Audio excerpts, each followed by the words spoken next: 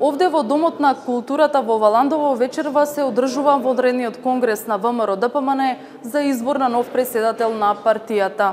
Присутни се 411 делегати од вкупно 544, што значи дека 1/4 од делегатите воопшто не учествуваат вечерва на конгресот. Меѓу присутните може да ги забележам поранешните министри Гордана Јанкуловска, Милијана Киевски, Владимир Пешевски, како и поранешниот директор на УБК Сашо Мијалков и поранешниот градоначалник на Скопје Коце Трајановски. Како што најавија на социјалните мрежи, вечерва не се појавија пратениците Илија Димовски и Антонио Милошовски. Сепак, нивното отсуство не го критикуваше јавно единствениот кандидат за нов лидер на партијата, Христијан Мицковски, кој вели дека секој делегат има право сам да одлучи дали ќе присуствува на конгресот или не. Го прашав Мицковски дали чувствува сатисфакција со тоа што ќе учествува за избор на нов лидер, без при тоа да има против кандидат. За чувствата би дискутирал на друго место, дали е сатисфакција или не. Јас сум човек во принцип кој што ги аргументира фактите. Фактите ќе го кажат на крајот од денот дали јас ќе бидам избран или нема да избран, да почекаме да заврши утрешниот ден, да видиме колкаво ќе биде присуството на делегатите, колкав дел од нив ќе се изјадат позитивно, негативно, нема да гласат и така натаму. Така што навистина имам што да понудам, мотивиран сум силно и како човек, и како личност, и како индивидуа, и како човек кој што е десно ориентиран, човек кој што ги почитува традиционалните вредности, десните политики и мислам дека имам и како што да понудам политичката сцена во Република Македонија. Ви благодарам. Инаку Мицковски вечерва овде се појави речиси 1 час пред почетокот на официјалниот дел на конгресот, но неговото појавување не предизвика некакви посебни реакции меѓу делегатите. За разлика од него, лидерот во оставка Никола Груевски, иако доцнеше половина час, беше пречекан со овации и громогласни аплаузи овде во салата во Домот на културата во Валандово.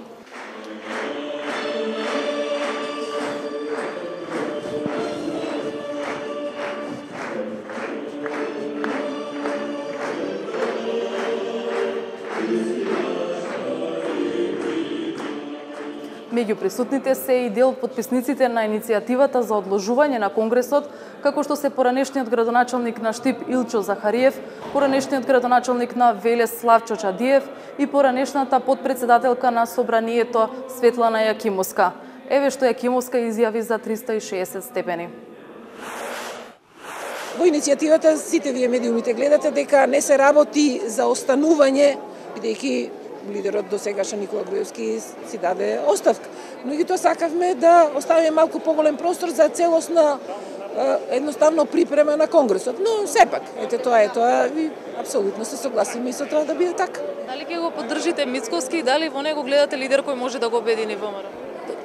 Тоа мислам дека прашање ви е преурането од кој аспект ќе кажам, затоа што ќе видиме што ќе понуди, како ќе ни понуди апсолутно демократскиот тоа право. Тоа останува да видиме се како ќе оди до неговото презентирање.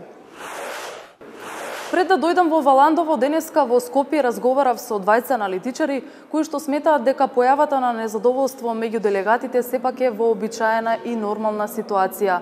Но и двајцата заклучуваат дека многу важно ќе биде што ќе се случува по конгресот.